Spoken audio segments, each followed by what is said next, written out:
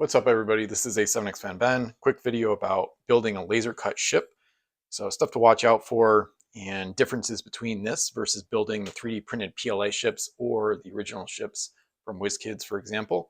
So a lot of different little things to mention. Hopefully this will pop out okay. I've got some other ones standing by in case it doesn't. So far, laser cutting, it's a little inconsistent sometimes. Doesn't always cut all the way through in all the spots.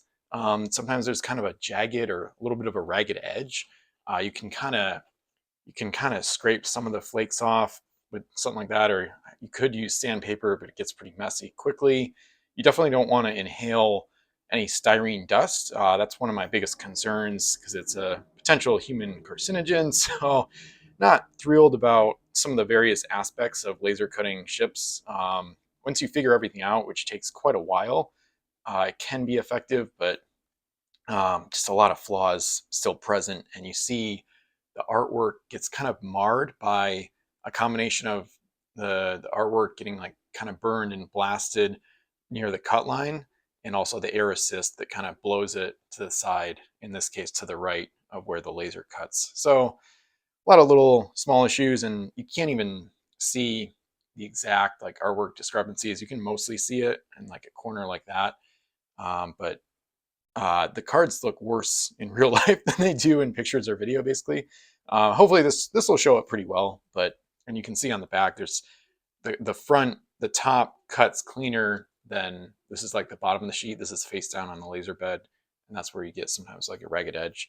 And that's even with using a knife bed. This is not even with a honeycomb bed, which in my experience is worse because there's more flame and smoke stains and more ragged edge issues with a honeycomb bed. But anyway, so we've got a Spanish ship from Golden Seas here. So we're gonna punch it out.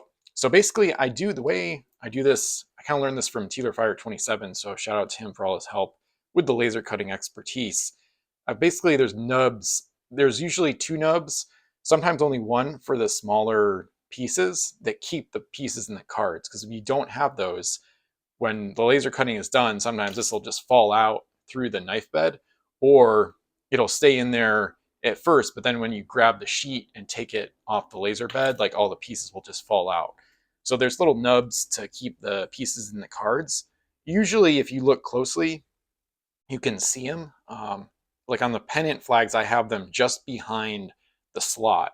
So if you start punching this out from here, you can see that here it's not even really connected. So it's only connected towards the front there. So on the smaller pieces, I've noticed that sometimes one nub is enough to hold it in, but sometimes it's not. So I add nubs in the files and revise the files, which takes a while, but is worth it because you want, obviously you need the piece to stay in the cards to do this right. So, and then for example, another one would be like the hull. You can kind of see it's a little bit connected at that front tab. I try to hide the nubs in areas where the aesthetics of the ship don't matter as much, like the top of a tab, or I think the other one is, yeah, the other one's like towards the back of the stern, like towards that stern gallery. So when you pop these ships out, the laser cut ships, what you want to do is kind of find the nub. Usually it doesn't matter too much. If the laser cutting has worked well, it won't matter much at all. But ideally, you kind of put pressure where the nubs are. And they're usually easy to see because like you can see there's a little bit of like an artwork, like blursing effect or whatever. So there's a little bit of like artwork discrepancy on the front and back of this quarter deck. So that's where the nubs are. So instead of pressing in the middle, if you press in the middle, unlike some of the WizKids ships, it might not come out. So you want to basically put pressure on, like hold the card on both sides near the nub, not on the piece that you're punching out, and then with your other hand punch out where the nub is, basically. So, or the perforation, I call them nubs, but gaps, perforations, whatever you want to call it. Technically it's extra material, that's why I call it nubs, I guess. In the files it's a gap or a perforation because there's no line. It's like a gap, so that way the laser doesn't cut there. That's why it leaves the material. So anyway, and then that kind of leads me to the next thing, which is a lot of times the slots don't pop out in full because the laser lines are just far away enough that it doesn't burn away the entire slot material. So usually if you get a fingernail or like a ballpoint pen or an X-Acto knife, things like that, usually the finger is fine, and then you can get the extra material out of the slot. So that way You can see all the way through it and there's no extra material. I have thought about maybe in my laser cutting files, putting an extra layer of just straight lines basically in each slot that I can go through after everything else is cut and just burn away the extra material. But it would take some time to set up, and it would also extend the laser cut time. So neither of which I'm thrilled about. So we'll see if I do that. We'll see. I don't know if the project is going to allow me to continue doing those kind of tedious file edits for essentially no money is what it looks like right now. But anyway, so I started punching out the main mast. Here, sometimes I try to hide the nubs in slots, which on the forts doesn't really work. So I got to revise those as of today when I'm making this video. Actually, I got to fix the fort nubs. But here it can sometimes work in the pennant slot. So it's pretty nice when you can hide a nub in an area where it's not obvious. Even when they're even when the nubs are like in a more obvious spot, like if I put them on the top of like a hull piece or something, usually you can just scrape them off, which is pretty similar to the original Wizkids ships. So, and then, yeah, so usually I put on masts, I usually put the nubs at the top and bottom of the masts. There's a few exceptions. Usually, in my experience, the best way to do the nubs is when there's two, most of the pieces require two nubs per like piece. So it's best to put them on opposite ends, because if you put them relatively close together, sometimes it doesn't hold in the card effectively, and sometimes they'll kind of like flop in the if you just like if you do the card like that, sometimes they won't pop out, but like a piece will just be like flapping because it's not connected in opposite ends basically. So, and then the stern flags, I think I added a second one. I thought they would be good with one, but then a few months ago, kind of I kind of had to add a second one at the top of the flagpole essentially. So anyway, all that to say, we finally got the ship punched out, got all my exposition done. So hopefully it'll build. The biggest thing I don't like about this whole shipbuilding process with the laser cut ships is it's just messy. So there's going to be styrene dust. It might be hard. Now you can kind of see it on camera now that I'm looking at it actually. So it's inevitable basically. So there's always dust that's going to flake off.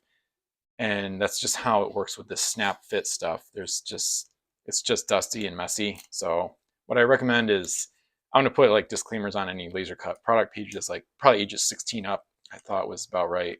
And also I recommend washing your hands after you're done building the ships.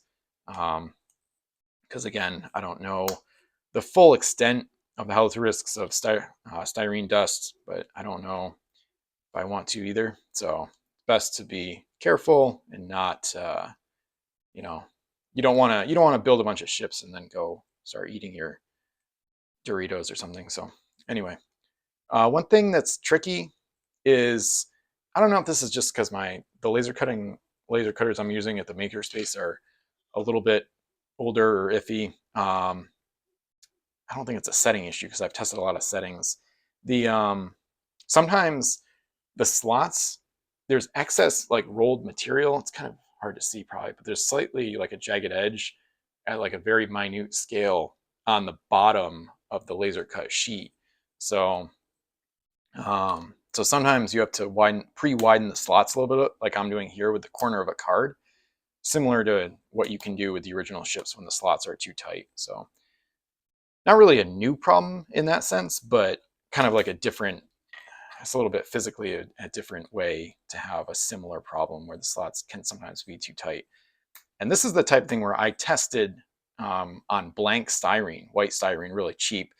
I tested every single slot of all the laser cut ships I wanted to build, like all the ship types from Golden Seas, including this one, stuff like that. So all these slots work on blank styrene. The only question is there's so many variables that's why this is a little bit tricky right now to get it to work. So because other people have used the laser cutter since I did that back in August and September, tiny settings differences might matter. And beyond that, now styrene has ink on it. So even though the ink doesn't really add thickness, it still might affect the cut ever so slightly so that slots are maybe a little tighter and things like that. So what I'm going to do is take the hull pieces back out and then just make sure I can punch through. I should have done this before building the ship, but So I'm just gonna, basically, this is what I call like building the ship in isolation, where you pop through, each tab goes through each slot on its own, rather than when you're just building the ship from the start and building it in full. So, and then you can also try putting the tabs in from the other side. Sometimes I go like upside down, like I am right now. But yeah, this is part of the issue with the laser cutting. So I might have to actually edit these 3-mast A slots potentially. It's either that, or like I said, sometimes the laser cutter is just inconsistent. I've had issues laser cutting with warping. There's been issues where the bed might not be level. So there's kind of like myriad issues. There's a lot of difficulties. There's a lot of weird little things that can go wrong. And I think the most frustrating is when you get it right and then you change nothing for a future cut, and then it goes wrong in the future, for unknown reasons that you have to then figure out. So the troubleshooting, unfortunately, never seems to end, and that's part of why I've grown frustrated with this production method, and don't have, you know, it's kind of thought it would be the answer, but it's kind of iffy, I guess. But it's still, you can still get a really good result from it. It just takes a lot of patience and takes a lot of testing and figuring things out. So the pennants work better than on the 3D printing, the 3D printed PLA. So that's really good. And obviously having the artwork attached to the ship rather than a decal is much preferable. So this one's working pretty good. It's just takes some time. So ends up, usually you can get a pretty good result as long as you're patient with it. So yeah, I don't know that the slots are too tight. I think it's just like there's random discrepancies. Like this one, that one of those quarter deck slots was too tight. All the other ones have been fine. Like you saw the hull tabs go into the deck slots without issue, and everything else is good so far. The stern flag sometimes is annoying, but I tested it and it works good. So yep, okay. So La Grapa, the staple, one of the Spanish 3 masters from Pirates of the Golden Seas. You see our finished product here. Again, there's that kind of that ugly artwork kind of blursing effect, and it looks pretty good on the other side though too. So overall, somewhat decent quality. Not quite, Wizkids original quality, of course, because they use a totally different cutting method with die cut and punches, which is far more expensive than laser cutting. But overall, pretty good result. So I'm pretty happy with it. I don't think I would change the cut lines. I think it's good enough. So, and like I said, yeah, it was just that one slot that seems a little tight, but I think that was more of a random discrepancy than anything else. So La Grappa is looking pretty good.